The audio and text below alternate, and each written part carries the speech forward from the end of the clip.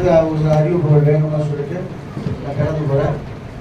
தாவீது சங்கீதத்தில் சங்கீதக்காரனுக்கு விரோதமாக எழும்பின சத்துருக்களுக்காக அவன் கர்த்தர் சொல்கிறான். ஆண்டவர் யாரெல்லாம் அவனுக்கு சத்துருக்களாய் மாறினார்கள் என்பதை அவன் சொல்கிறான். முதலாவது அவன் சொல்லும்போது சொல்லுகிறாரு, கர்த்தாவே நீ என் வழக்காளிகளோடு கூட வழக்காடி என்னோடு யுத்தம் பண்ணுவதோடு யுத்தம் பண்ணும் அப்படின்னு சொல்லிவிட்டு 4ஆம் வசனத்தை வாசிங்க.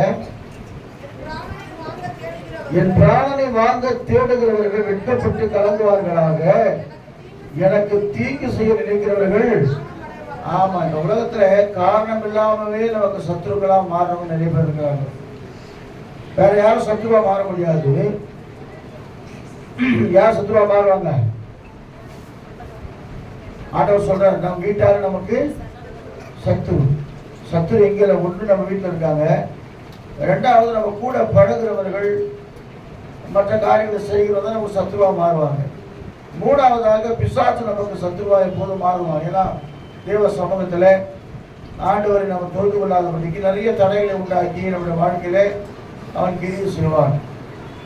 சில நேரங்களில் பாருங்க, வேதம் சொல்லுகிறது, தேவனுக்கு பயம் உண்டாகட்டும். 7ஆம் வசனத்தை வாசிங்களேன்.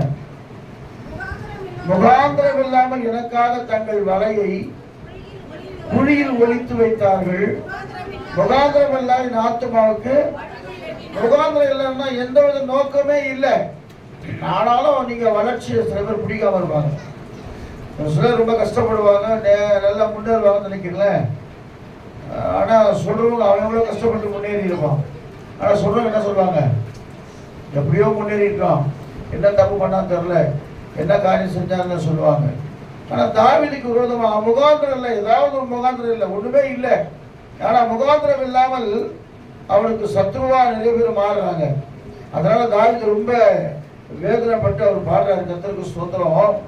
அந்த சூழ்நிலை கூட அவர் சொல்றார். 9ஆம் வசனத்தை வாசிக்கும் போது, என் ஆத்துமா கர்த்தரில் களி கூர்ந்து அவர் ரட்சிப்பில் என்ன செய்யும்? மகிழ்ந்திருக்கும். யார் எனக்கு விரோதமாய் எழும்பி முகாந்திரம் இல்லாமல் சத்துருக்களாய் மாறினாலும் கூட என் ஆத்துமா எப்போதும் கர்த்தரை துதித்துக் கொண்டிருக்கும். அல்லேலூயா சொல்லுவோமா? இரண்டாவதாக சொல்றாரு, கர்த்தருக்கு ஸ்தோத்திரம். 10ஆம் வசனத்தை வாசிக்கும் போது,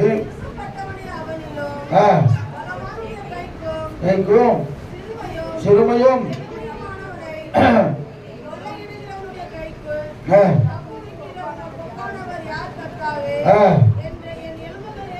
ஆமா, ஆண்டவர் சொல்றார், இப்படிப்பட்ட ஒரு சூழ்நிலை சிறுமையா இருக்கிற என்னை தப்பு இருக்கிற தேவன் நீர் ஒருவரே இருக்கிறார். அல்லேலூயா சொல்லுவோமா? அது ஒரு வசனம் இருக்குது. 11 வாசிங்க. 11-12 வாசிக்கும் போது,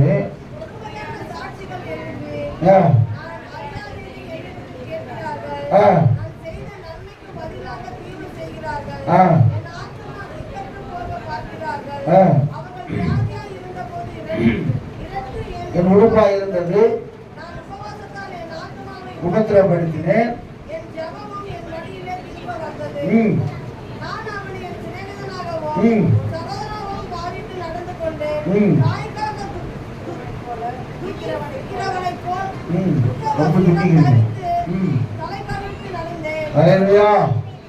சொல்ற வேற யாருல ஒரு ஸ்நேகிதம் வச்சுங்களேன், நீங்க அவனை ரொம்ப என்ன செய்றீங்க?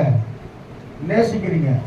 ஆனா இந்த உலகம் நல்லா கவனிங்களேன், நாம செய்யற நன்மைக்கு பதிலாக நன்மை செய்தாலும் பரவாயில்ல, அது சொல்லுவாங்கல்ல, உதவி செய்தாலும் பரவாயில்ல, உபத்திரம் கொடுக்காம இருக்காது போதுன்னுவாங்க சில பேர். நன்மை செய்தாலும் பரவாயில்லை, நான் செய்த நன்மைக்கு தீமையே செய்யறாங்க. அல்லேலூயா சொல்லுவோமா? சில குணம் மாறவே, நீங்க என்னதான் நன்மை செஞ்சாலும் சரி, கொஞ்சம் கூட நன்றியே இருக்காது. சொல்லுவாங்க, நன்றி இல்லாத ஜனங்கள். நம்ம வேற யாரும் இல்லை, நம்ம கூட இருக்கிறவங்களே குறிச்சு வேதம் சொல்லுகிறது.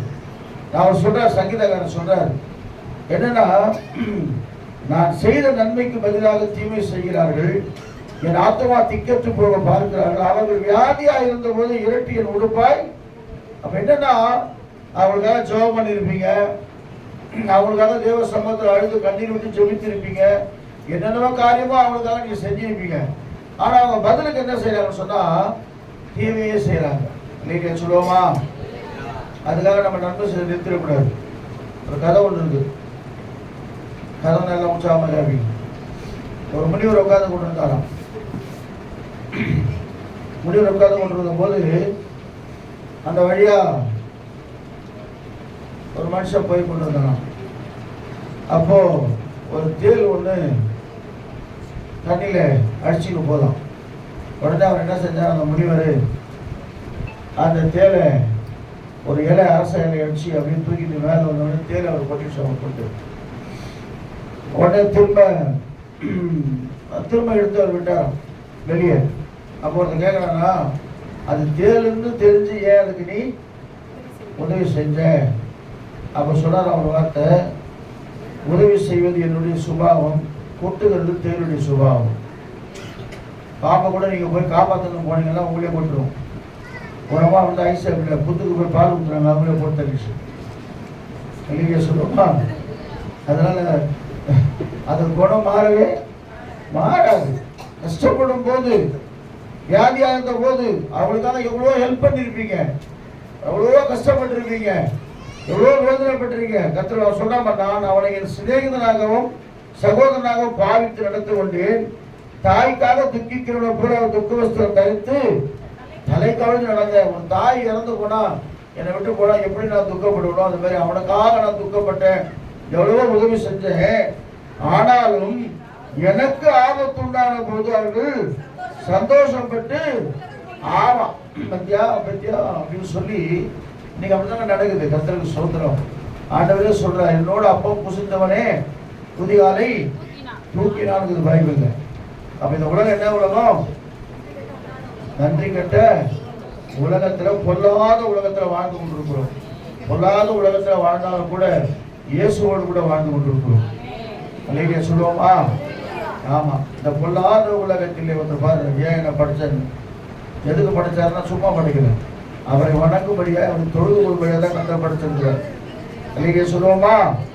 அப்ப அவங்க சொல்றாரு, ஆனாலும் எனக்கு ஆபத்து உண்டான போது அவர் சந்தோஷப்பட்டார், கூட்டம் கூடினார்கள். ஈஸ்வரும் நான் அறியாதவர்களும் எனக்கு விரோதமாக கூட்டம் கூடி ஓயாமல் என்னை நிந்தித்தார்கள். யாருன்னே தெரியாது, அவங்க சில பேர் திட்டி கொண்டுருவோம்.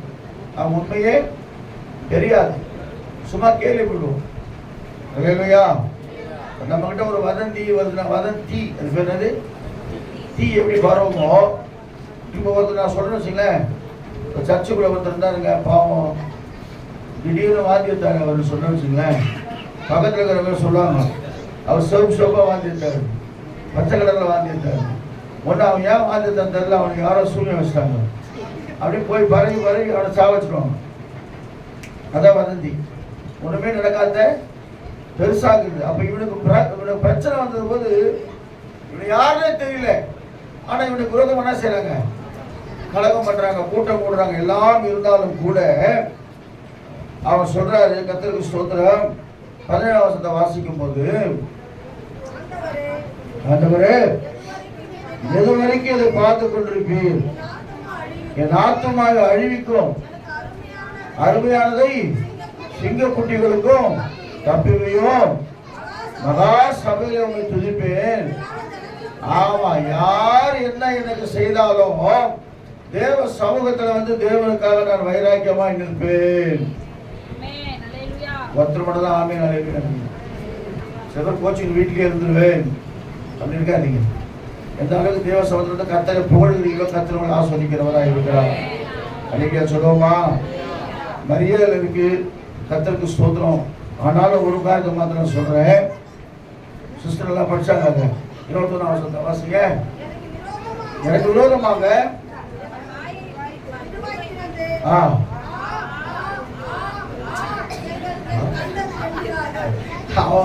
ஆஹா ஆஹா அப்படின்னா படிச்சாங்க. நீங்க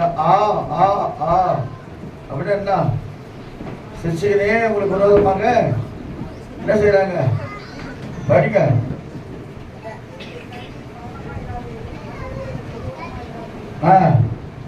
ஒருத்தர் அவங்க போய் படிச்சுக்கிறாங்க தனியா.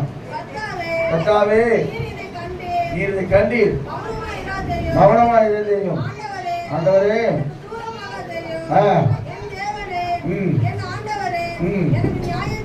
நியாயம் செய்யவும்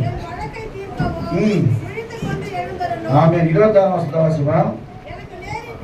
எனக்கு நேரிட்ட ஆபத்துக்காக வேகமாய் வெற்றி நாடி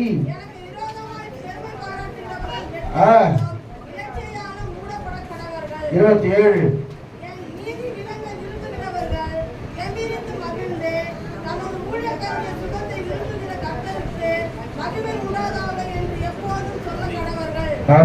சொல்லுவா. அப்ப 1000 தான் யார் எதை சொன்னாலும் அதை காதிலே வாங்காதபடிக்கு என் நீதி விளங்க விரும்புகிறவன் கம்பீரித்து மகிழ்ந்து ஊழியக்கான சுகத்தை விரும்புகிற கர்த்தருக்கு, ஆமா, அவருக்கு சேவை செய்கிற அவருக்காக இருக்கிற ஊழியர்களுக்காக விசுவாச மக்களுக்காக எப்போதும் மகிழ்ந்து கனி கூறுவாங்கன்னு சொல்லிட்டு கடைசியில் சொல்றாரு. கடைசியில் வாசிமா.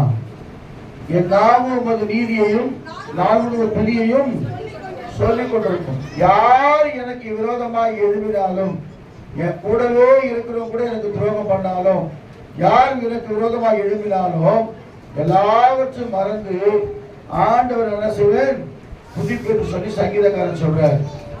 இந்த இடையில இருக்கிற கேப்ல வசனம் நீங்க வீட்டுல போய் படிங்க. அவர் சொல்றார், எனக்காக என்ன செய்யணும், வழக்காடணும். உனக்காக அவர் வழக்காடுகிற தேவனாக இருக்கிறார். உனக்காக ஒரு யுத்தம் பண்ணுகிற தேவனாக இருக்கிறார்.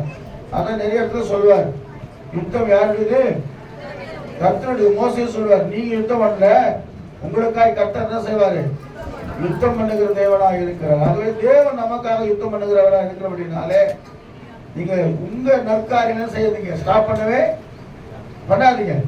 ஐயோ இவருக்கு ஹெல்ப் பண்ண, இந்த ஆள் எனக்கு விரோதமா எழுப்பிட்டாருன்னு சொல்லி என்ன செய்யுங்க, தொடர்ந்து நீங்க செய்கிற நற்காரியங்கள் செய்யாதீங்க, தடை பண்ணாதீங்க.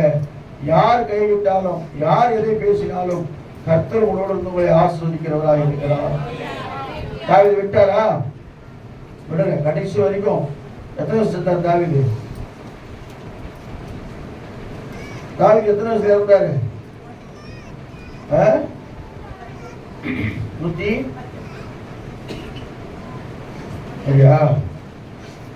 தேவனுக்கு மகிமை நாங்கள் முடிச்சு பாருங்க.